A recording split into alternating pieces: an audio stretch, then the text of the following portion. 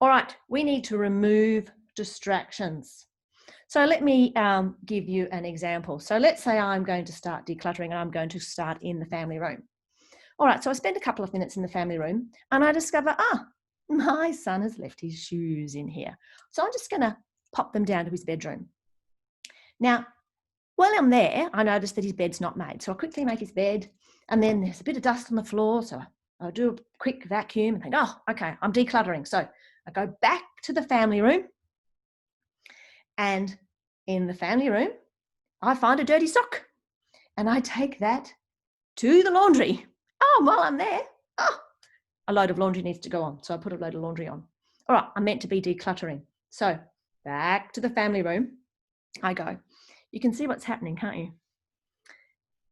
All of a sudden, you're thinking to yourself, well, I have been decluttering all morning and I have achieved nothing. It doesn't look like I've done anything. I'm worn out from all this decluttering stuff and it was a waste of time. Didn't do anything. And then you get into that, why bother? What was the point? I did all that work and I achieved nothing.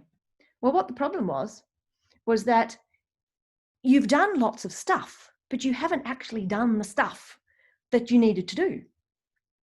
And really, in reality, you've probably only spent about 10 minutes actually decluttering.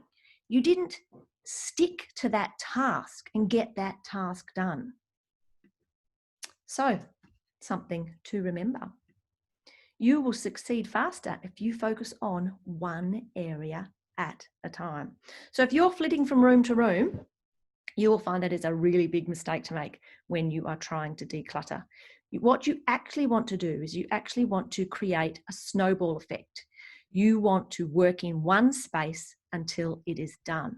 And I have a little bit of an example here for you. So this is the power of lentils.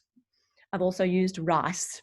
This will become clear in a minute. So think of these cups of lentils as your clutter hotspots in your house.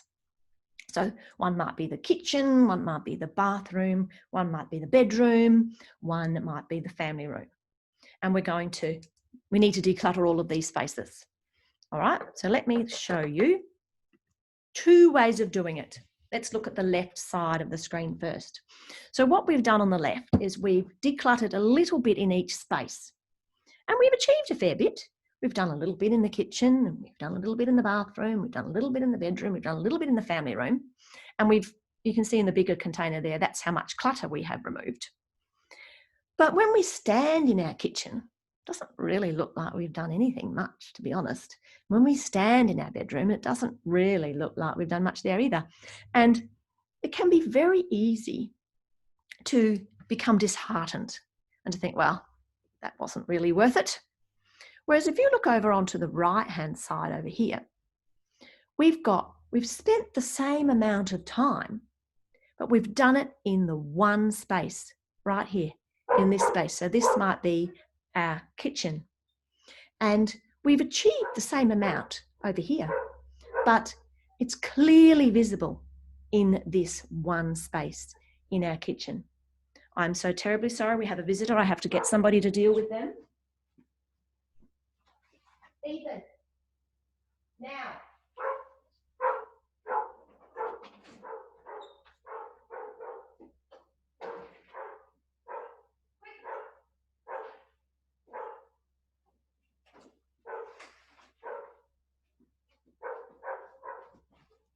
I'm so sorry about that. It's my dog barking at the delivery man, but I have sent my son off to sort it out. All right, so back to our lentils. So remembering that on the left here, we've done all of this decluttering, but we haven't really achieved anything. Whereas on the right, we've still done all of this decluttering, but look at our kitchen. We can stand in our kitchen and we can say, wow, I have really made an impact here. And this is what we want to achieve. All right, so one of our members also had this problem. Patricia was finding this really, really, really difficult to do. She found it so hard to focus on one task.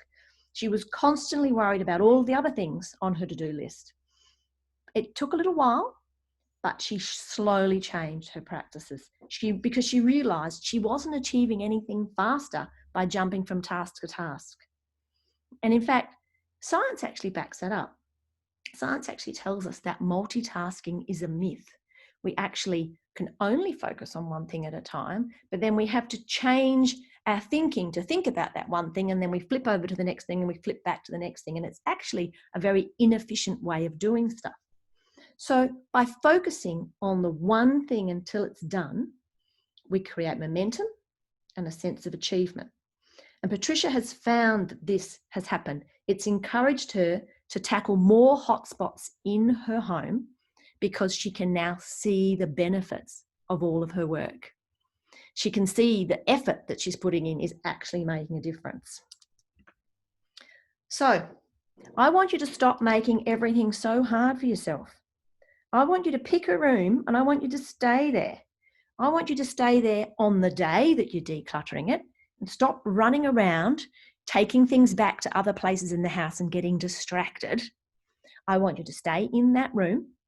It doesn't matter how long you spend decluttering. You might only spend 15 minutes, but in that 15 minutes, you are not allowed to leave that room.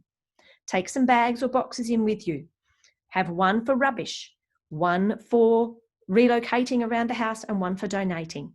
Put the things in those boxes that don't belong in that room, and then when you're done, you can go and take them off to other spaces, because then you'll have time to quickly throw a load of laundry on and then quickly make that bed and do whatever it is you need to do. And you won't have derailed your decluttering.